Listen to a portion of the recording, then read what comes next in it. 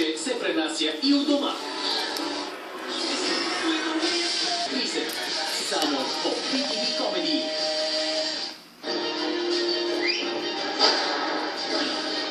Той не е таен суперагент, а само актьор.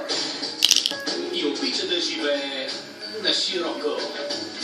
Но един актьор и добре да живее открива отдавна забравения си син.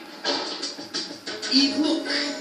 Очаквайте премиерния руски комедиен сериал «Двама бащи, двама синове» от 19 януари. Само по BTV Comedy. Мир, любов и разбирателство. Идвам като парламентьор.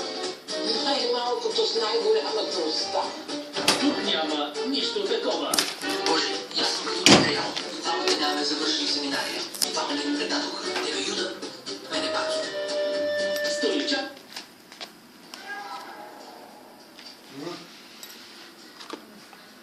Абе.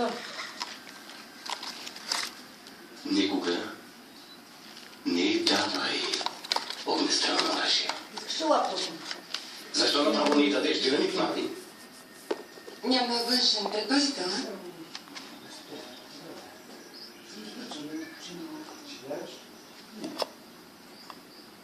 Кажи му това, което каза на мен.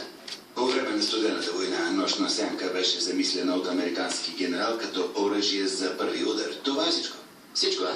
Искаш ли малко? Не, добре. По време на студената война ядрено устройство беше пренесено нелегално в Москва. Парче по парче в дипломатически... Тя е сладка. Къде я намери? Небраска? Канзас. Канзас.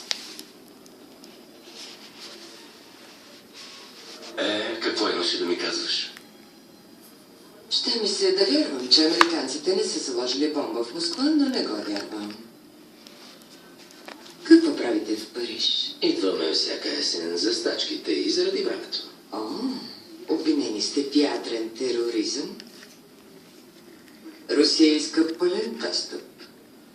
Ако не се съгласите, ще ви предам на американското правителство. Не може ли просто да я убием? Извини ме за секунда. Може ли да поговорим? Защо? Ела тук за малко. Добре, както кажеш.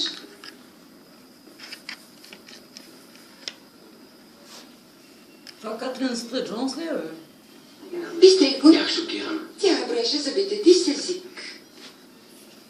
Малко, да. Може ли да се върви? Нямам избор. Нуждаем се от помощта й.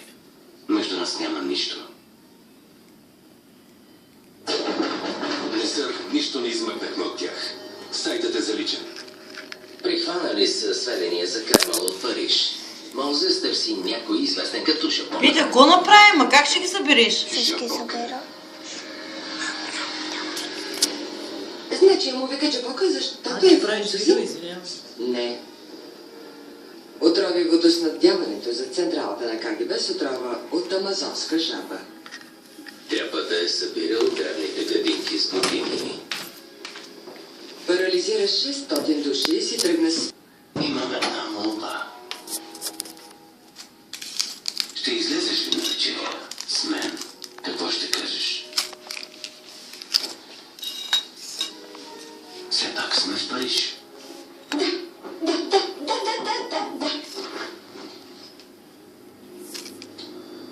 Стой тук. Връщам се веднага.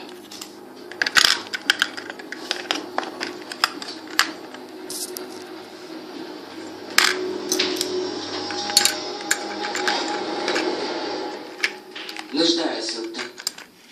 Моментът не е подходящ. Един от старите ни информатори има солидни сведения.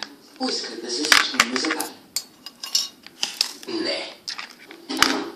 Какво правиш, Франк? Тя е твоят криптонит. Мога да се справя. Сигурен ли си? Да. Знам, че се сърдиш, но това е просто работа.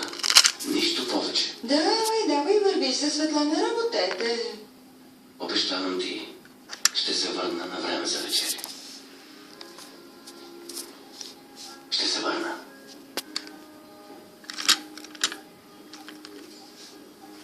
Надежда.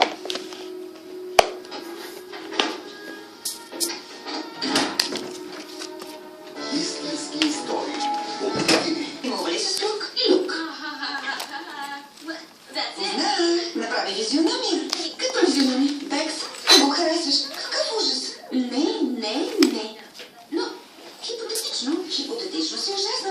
даваш съвети за дълго. Заговори и предателства. Когато целта е кралската